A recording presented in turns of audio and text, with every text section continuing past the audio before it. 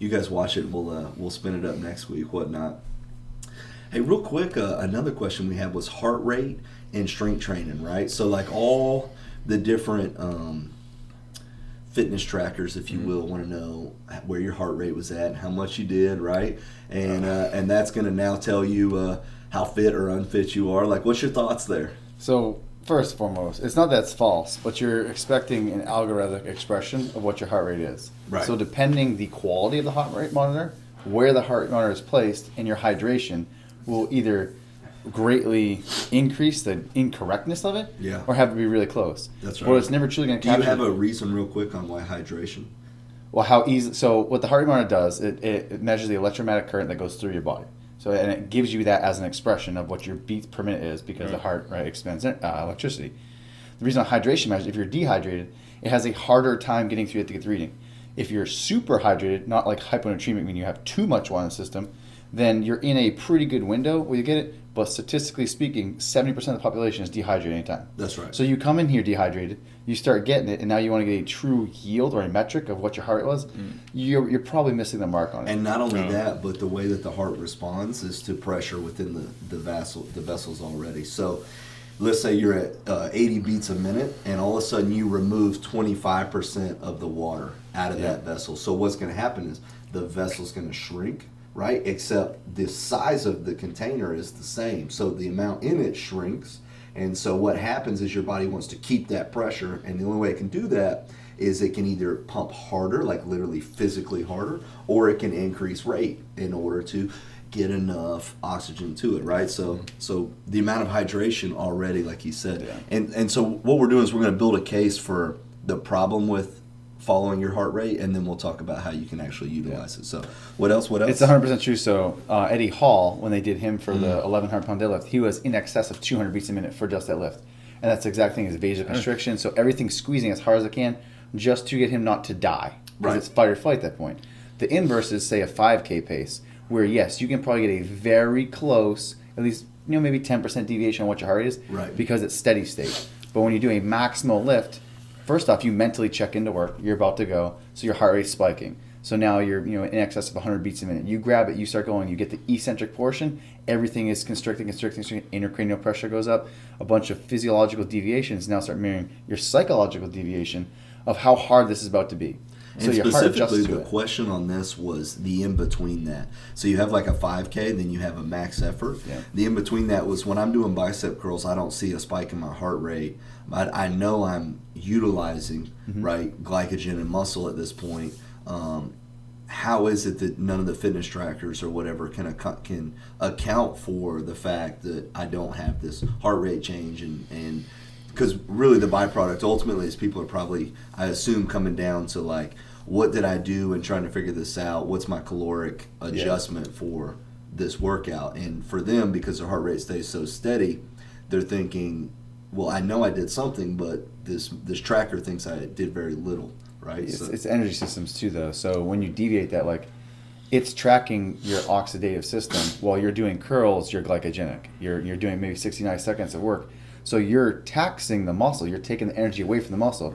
Your heart rate in the monitor now is going to capture that. So your heart may not spike while you're doing the work, but as soon as you get done the work, now your heart is like, oh, I need to go fix it. So the engine checks on and starts sending those nutrients, so that the heart rate will go up and work on the backside of it. Right. Because What does checking your heart rate do for you while you're working out? yeah, it's a good question. I mean, That's your Why- TDE. Really? Yeah. I mean, I've never not checked my heart rate while I'm working out. I know if I'm tired or not. So I just go until right.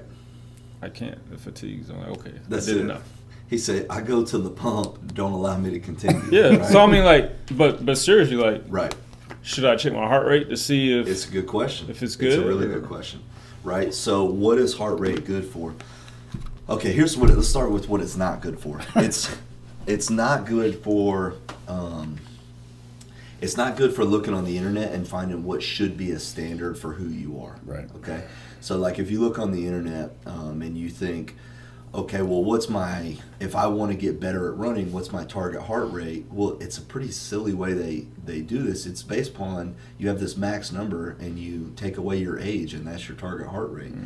That's crazy. Like, you're telling me that me and somebody who's 30 pounds lighter than me and 30 pounds heavier than me, because we're all the same age, are we all have the same size heart generally. We're all going to manifest completely different. So for starters, that's not a good measure at all. And you have to say, well, why did they do that? Well, they're trying, people say like, well, where should I train my heart? And if the answer is like, depends, like that doesn't help a lot of people. So their best effort is they're trying to get an answer that gets somebody on the right track. So here's the answer. Every scientist has to look at things and figure out what's repeatable and measurable and observable, right? So for you, what's a good reason to have a heart rate? Well, if you're trying to burn body fat specifically, right? Right. Okay. You need to just figure out, what's your baseline look like? And you can't probably figure that out in a day because there's so many variables to who you are. But if you wear a heart rate monitor and you're doing a workout that's supposed to be more fat burning than it is just pure power and glycogen intensive, right, and you track that across 5 to 10 workouts, well, you can get what a sustainable heart rate looks like for you, which might be 130 beats a minute, 140 beats a minute, right? Right. Okay. But I understand as far as you got folks that are either doing bodybuilding or whatever. And so there's a calculation you do where you want to track your heart rate and it's got to stay at so many beats for X amount of time. That's why it's terrible burn. for that. Yeah. But for actually lifting. Okay, so that brings the second the second great reason to track your heart rate. So your heart rate is great to track, again, for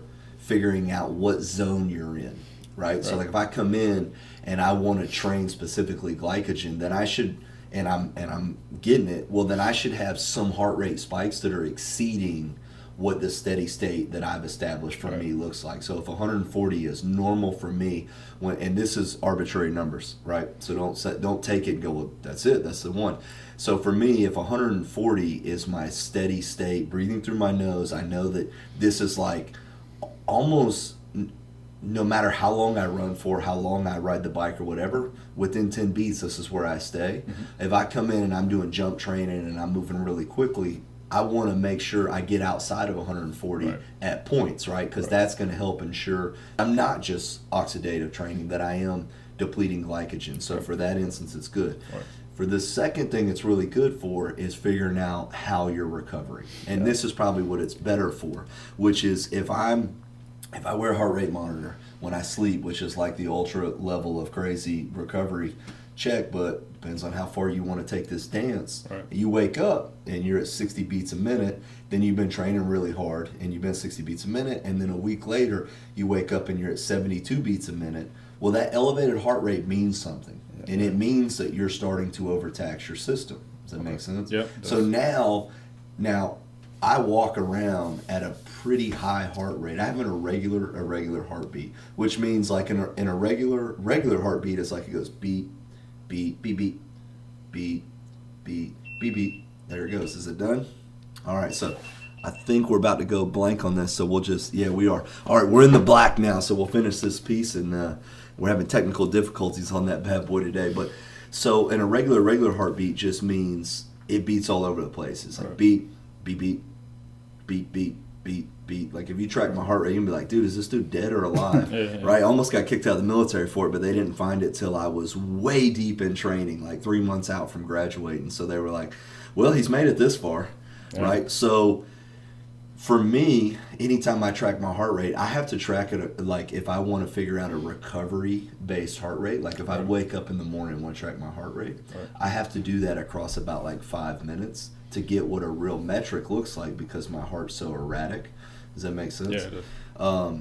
If you have a normal heart rate, which pretty much everybody does, then whatever your heart rate reads across 10 seconds is probably pretty accurate. If you don't, then just measure it across an entire minute and see what it looks like. So when you wake up, you can just grab your pulse and you could count, right? So start your timer, count your pulse. If you're 60 beats a minute, 5 days in a row, then life gets hard, work is getting crazy, and everything else included, and all of a sudden now you're at 70 beats a minute in the morning. Well, there's a couple things I would recommend you do. 1, try to get a little more sleep. 2, make sure you up all your nutrients, right? So make sure you're getting plenty of protein, plenty of carbohydrates if that's what you're on, not to exceed, plenty of fats for structural purposes, not for so much energy purposes.